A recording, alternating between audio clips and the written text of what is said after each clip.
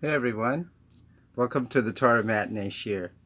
Seems like every time I've given a shiur lately, I've prefaced it by saying, "Oh, this is a special edition." And I'm going to do it again because usually the Torah Matinee Shiur happens on Sunday afternoon after Shabbos, and I've reflected all week, and so then I share with you, my insights, whatever. But this week I'm doing a little different because, like you, I've been just kind of a shut in. I get sick of doing my computer work. I write for a living. And so sometimes I just don't feel like writing a Devar Torah in time for Shabbos, so I just don't do it before Shabbos in the regular manner. And but this week there's been a lot of learning, and it's good learning, and why not? So Torah Matinee Shiur on Thursday, why not?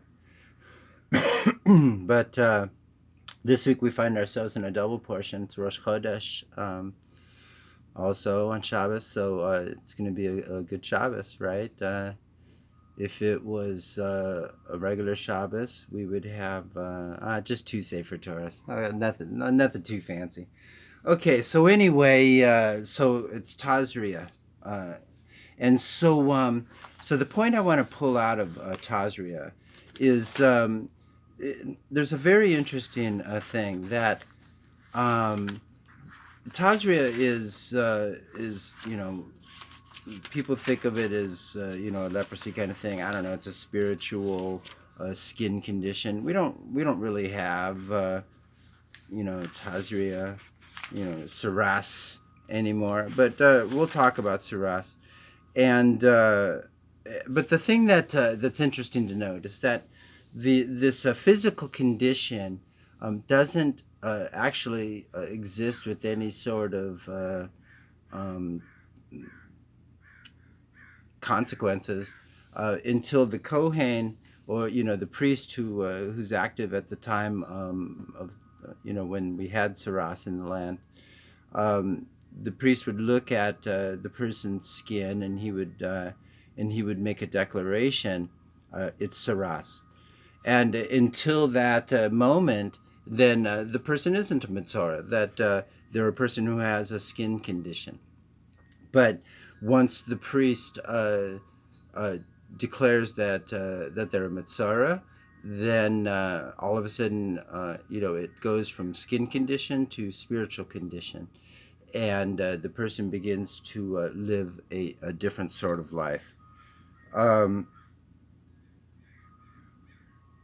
right. So Rashi tells us that the Kohen actually has to say the words, you know, you are contaminated. And until he makes this declaration, there is no saras. So why would the priest not do it? Right? Like, what's a situation under which he would withhold this information? Right? Because we find ourselves in a global pandemic where if one person has, you know, God forbid, then they need to isolate themselves from other people, and this comes without a declaration. We don't have testing, and so um, so, but in the days of Saras, until you had the test per se, you didn't have to do any sort of quarantine. But once the test comes back positive, then you go into quarantine, and we'll discuss what that means. But yeah. So why would the Kohen not say it? Well, here's a great example, and it comes from our learning just recently that during Passover, a person would bring a korban pesach, right? And it took a lot of preparation uh, to prepare the lamb as as a korban. And when the person would come time to eat of the Pesach, then they couldn't do it in a state of tuma. So if the Kohen said to them, uh, you have saras, then the person couldn't eat the korban pesach, and it would ruin their hag. On the other hand, if the kohen holds off a day, then a great mitzvah will be performed. Not much will be lost per se, and the person will become a mitzvah at that point, right? But what does it even mean to be a mitzvah, right? Like, how does the mitzvah live, right? So we find that a little farther in Parshat Tazria, right? That the person who gets saras has to go into isolation. Um, that he goes and lives outside the camp, and he can't participate in communal living, and and he's distinctive. Um, his clothes are torn. Uh, he's mourning, right? He's upset that his spiritual condition has led to this. So he's outside the camp. His clothes are, aren't in good shape. Um, he has some sort of collar, some kind of scarf. He covers himself up, over his lips. This is Rambam now, right? That he pulls it up over his lips, and he can't greet people. He's allowed to, learn Torah and to study and to discuss such things, but just for just friendly conversations. The Matura doesn't participate in these things. In fact, he does exactly the opposite. Rashi tells us that when he comes to people, instead of saying friendly things, he has to say tame tame, keep away. Right. So this is the life of the Mitzara, and so what gets a person to this state, right? Like, how is it that a person would get saras? And so there's a lot of opinions about that. For sure, there is. Um, and we're going to pull some meaning out of the ritual by which a Metzora becomes purified. Um, it it's an elaborate process of where a bird is slaughtered over a basin of water. You take a hyssop branch. I'm not quite sure what that is.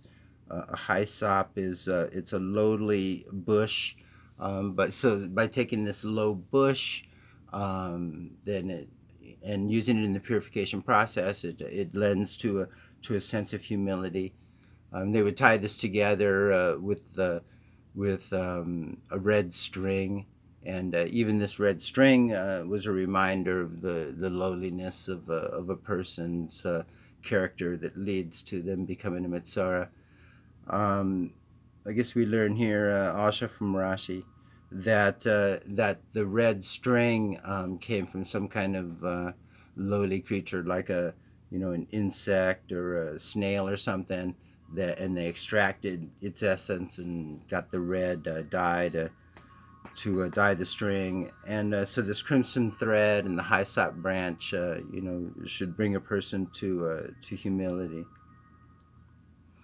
It's also taken with a piece of cedar wood, and cedar wood is kind of the opposite. Rashi again, he says that the cedar grows exceptionally tall and straight and imposing, and this is the kind of person who would get saras, the kind of person who thinks of themselves or acts as though they're tall and imposing, and that this largeness that we feel inside of ourselves. This is the opposite of humility, and this is one of the root causes of a person getting saras. Okay, so there's a lot of different ways to describe haughtiness. This larger than life feeling that we have about ourselves, and it's something that I've been learning about a lot in my 12-step studies.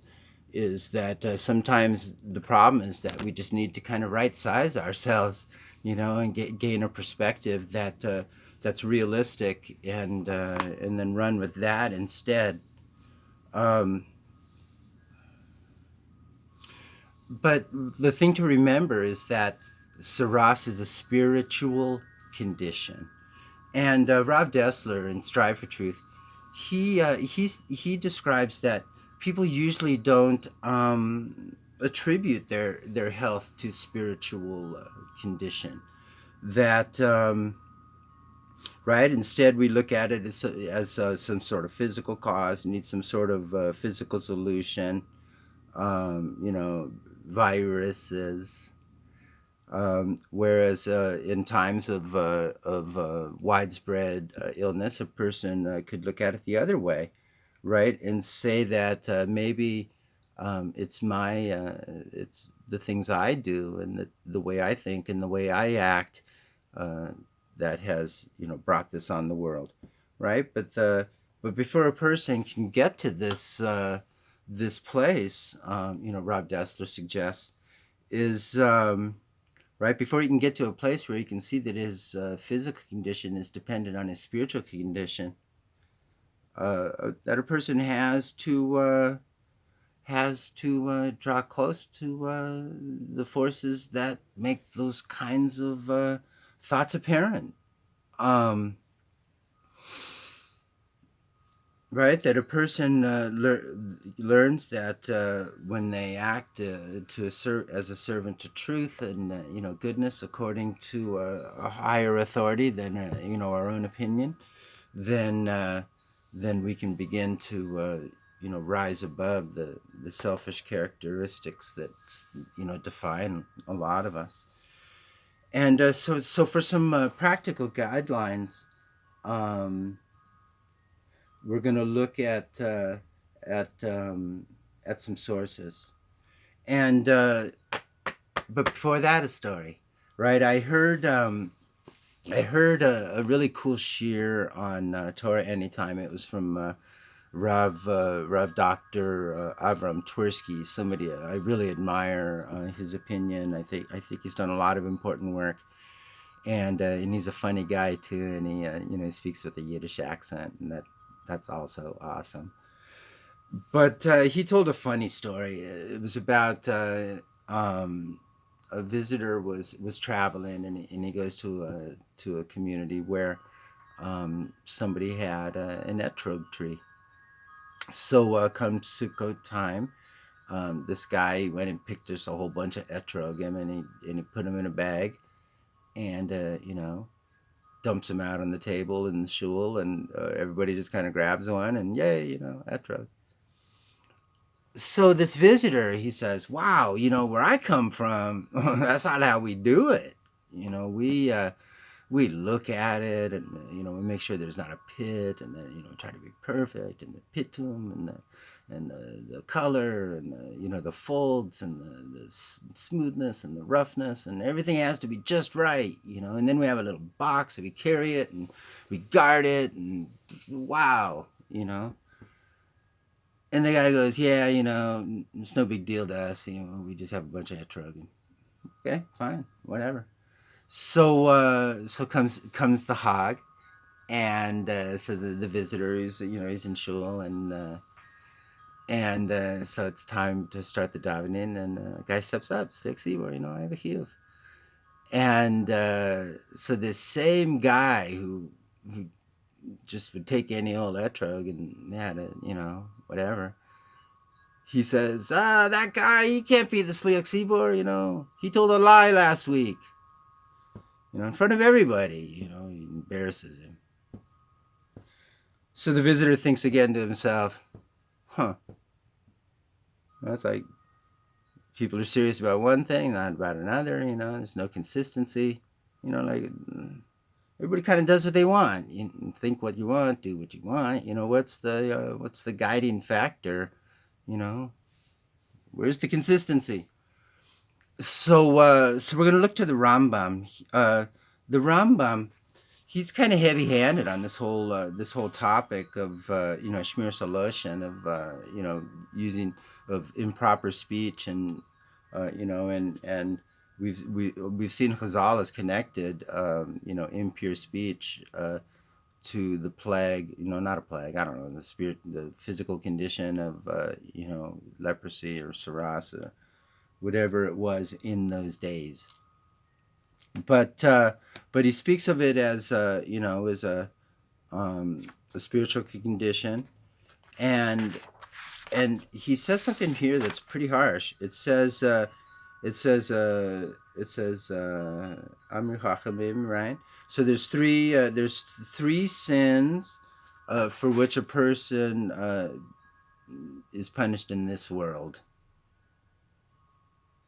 but he also loses his portion in the world to come, right? So what are these? Idol worship, forbidden relations, and murder. But Lashon Hara is equal to all three. Okay? So talking badly about somebody is worse than killing them. Okay, that's Rambam. So, so we learn in Tehillim that anyone who speaks Lashon Hara is like somebody who denies God. Lashon Hara kills three people: the one who says it, the one who hears it, and the person it's spoken about. Okay, serious business, right? So Rambam clarifies a little bit, or actually, Rav. Oh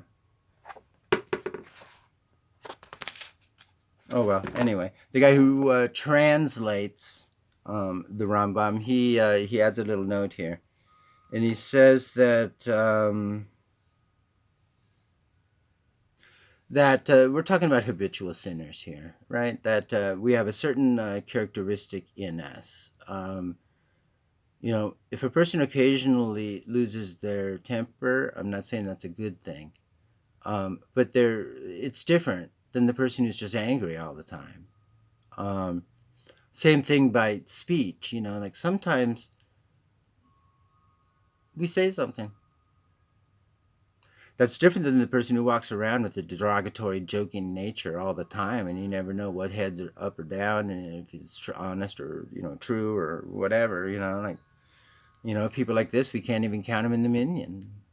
I mean, the guy had a point in Rav Tursky's story, but I mean, if you're going to be machbid, then be that about everything.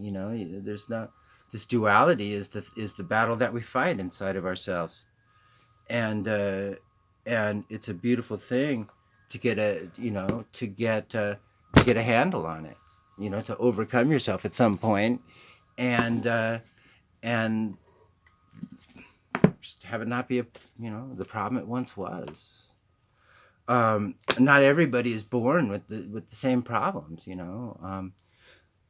and we all go through different things. So we're talking about how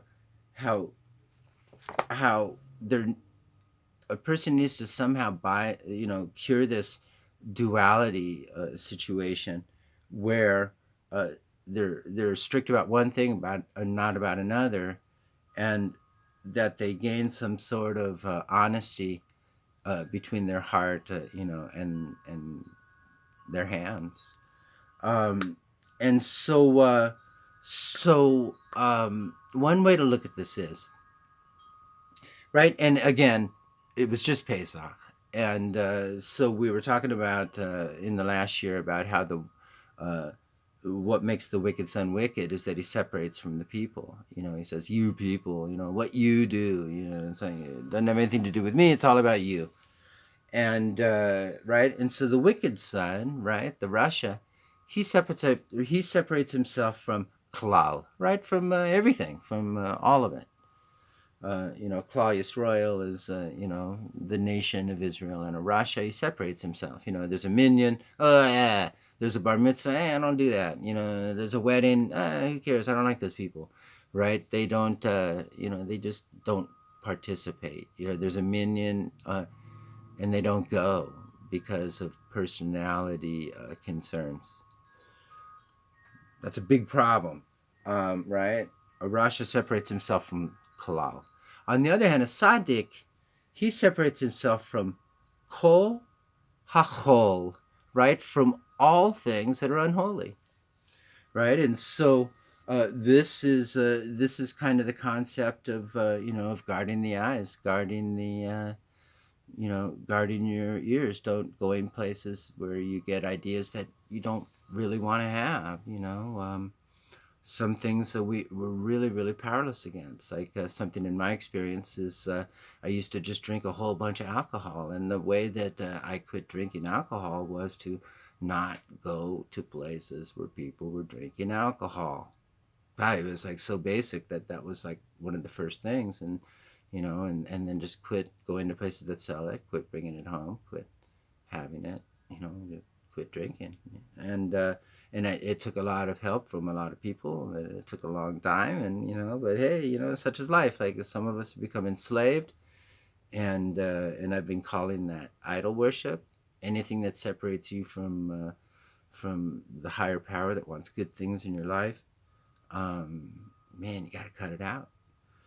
And so there's three examples I'd like to pull from this week's learning that will give us an example of what it means to cut it out. Right. So in the Daf Yomi, we've been talking about dripping candlesticks and oil and whatnot, and so the Tana says here that we can, when it comes to Shabbos candlesticks, um, we, their purpose is to hold the candle, and by the time we light the candle before Shabbos, then its purpose is achieved, and it has no other purpose. It can't be used for anything else, and so so we generally just don't touch it. And if you need to move it, well, so there's an opinion here in the Mishnah. It says you can move a new candlestick, but you can't move an old one. Okay. So that took a little bit of explanation to figure that one out, and it went something like, well, a new candlestick is shiny, it's pretty. Whereas you just got married and brand new. On the other hand, you've been married 17 years now, and you have just as many kids. Those candlesticks are black and dented and dripping, and you try to make them clean, but they're not. They're tarnished, and right, they're old. So you can't move those, but the new ones you can move. Right. Well, there's a further opinion. Um, right. Rav Shimon says they all can be moved, but they can't be burning, and everyone agrees. If it's burning, I mean, there's anyway. We're not going to go into that. The point is that there's a right way and there's a wrong way, and it's because the condition of the thing is different. Okay, so uh, and I'm not going to say that's how we paskin in halacha, but the Mishnah brings us that there's a difference between old and new. Another situation where we see there's a difference is when a Jew gets up in the morning, he washes his hands, natilat yadayim. We do it with a bracha. And why do we do it? Well, because there's spiritual impurity on our hands. We rinse it away with three alternating, from a kli, and the water goes into another kli, and we're not allowed to use that water for anything. So you can't give it to the dog. You can't wash your bottom of your shoes, right? Nothing.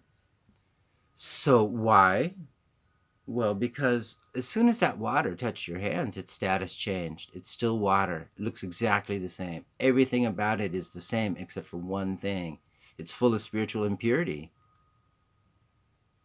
Whatever that means.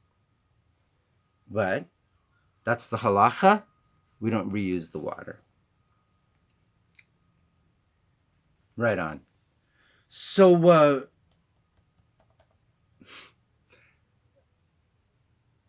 the whole hog, all I had was rock salt. Right, it works. Um, and even on before the Hag, on Shabbos, or really anytime I eat bread, I dip it in salt, and rock salt is big pieces, and so it would stick to the bread, and I have a couple sore teeth, and so I have to be really careful when I eat bread because I don't have the right kind of salt. But this condition's been going on for like 4 weeks or more. I'm not gonna correct it. I'm just gonna be careful. Um, and so, excuse me, I got a message here. Um, so the point is, some of us are really stubborn, and we have to be really careful, right? But in order to be careful, we have to have guidelines. And in order to have guidelines, we have to reduce our own our sense of self-importance, and accept help from somebody, and ask questions and do what's told. And that's why I love this lifestyle so much. And so, okay. So I hope you have a beautiful Shabbos, and that you find the spiritual relaxation and the ability to think about important things and holy things, and push aside the trivialities. Um, there's always more to say, and I'll end here. Okay, so only good things for all of us, and have a good Shabbos. All right. Hazaka Baruch.